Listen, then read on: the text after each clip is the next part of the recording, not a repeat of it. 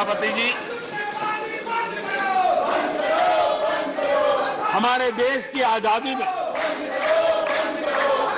1857 से लेकर के स्वतंत्र संग्राम का कोई भी दशक उठा लीजिए, हिंदुस्तान का कोई भी भूभाग उठा लीजिए, मेरे देश की आजादी की लड़ाई में मेरे देश के आदिवासियों का योगदान स्वर्णिम पृष्ठ से भरा पड़ा हुआ है। गर्व होता है देश को कि मेरे आदिवासी भाइयों ने आजादी के महात्म्य को समझा था, लेकिन दशकों तक मेरे आदिवासी भाई विकास से वंचित रहे और विश्वास का सेतु तो कभी बन ही नहीं पाया। आशंकाओं से भरी हुई व्यवस्था बनी और उन नौजवानों के मन में बार बार सरकारों के लिए सवाल उठते चले गए, लेकिन उन्होंने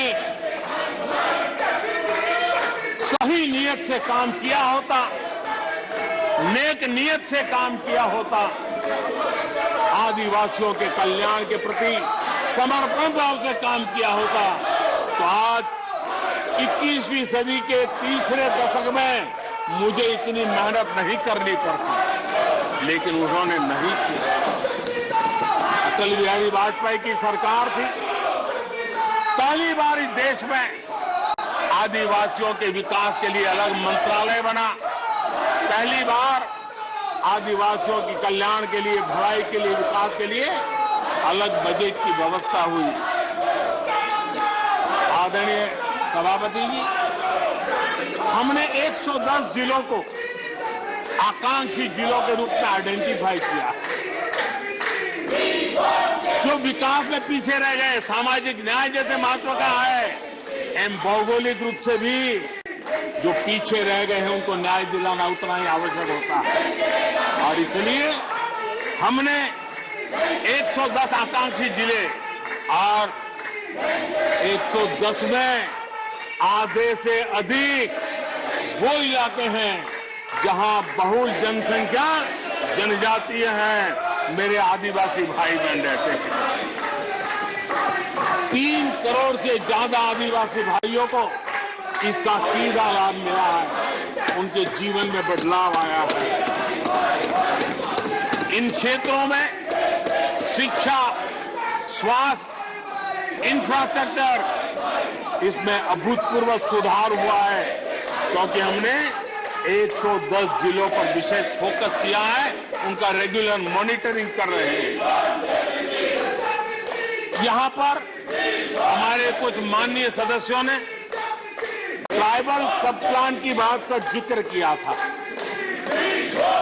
मैं ऐसे साथियों का अनुरोध करता हूं कि जरा समय निकाल करके किसी पढ़े लिखे व्यक्ति की मदद लेकर के बैठिए, जो बजट को अध्ययन कर सकता है, थोड़ा समझा सकता है, और आप देखेंगे तो पता चलेगा कि बजट में शेड्यूल्ड ट्राइब कंपोनेंट फंड्स, इसके तहत 2014 के पहले की तुलना में 5 गुना अधिक वृद्धि हुई है।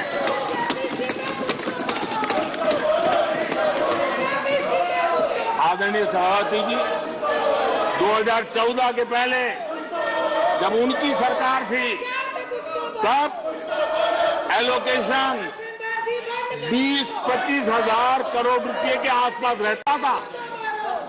बहुत पुरानी बात नहीं है, सिर्फ 20-25 हजार करोड़ रुपए। आज यहां आकर के गीत गा रहे हैं।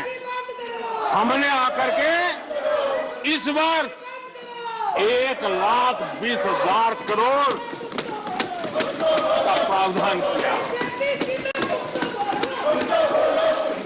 हमने बीते 9 वर्षों में हमारे आदिवासी, हमारे जनजातीय भाई बहनों के उज्जवल भविष्य के लिए और बच्चों के उज्जवल भविष्य के लिए 500 नए एकलव्य मॉडल स्कूल स्वीकृत किए हैं, और ये 4 गुना ज्यादा बढ़ोतरी है। इतना ही नहीं, स्कूलों में टीचर, स्टाफ, इस बार हमने 38,000 नए लोगों के रिक्रूटमेंट का, हमने भर्ती का इस बजट में प्रावधान किया। आदिवासियों के कल्याण के लिए समर्पित हमारी सरकार ने, मैं जरा आपको फॉरेस्ट राइट एक्ट की बात की तरफ ले जाना चाहता हूं। आदरणीय सभापति जी, देश आजाद होने से लेकर हमारे आने से पहले 2014 के पहले आदिवासी परिवारों को 14 लाख जमीन के पट्टे दिए गए। पिछले 7-8 वर्षों में हमने 7 लाख नए पट्टे दिए। यह अभूतपूर्व काम हुआ है। हमारे आने से पहले 23,000 सामुदायिक पट्टे दिए गए थे, 23,000। हमारे आने के बाद 80,000 से अधिक सामुदायिक पट्टे दिए गए हैं। लिप सिंपैथी बता करके आदिवासियों की भावनाओं के साथ खेलने के बजाय अगर कुछ किया होता तो आज मुझे इतनी मेहनत न करनी पड़ती और ये काम पहले आराम से हो जाता, लेकिन ये उनकी प्रायोरिटी में नहीं था।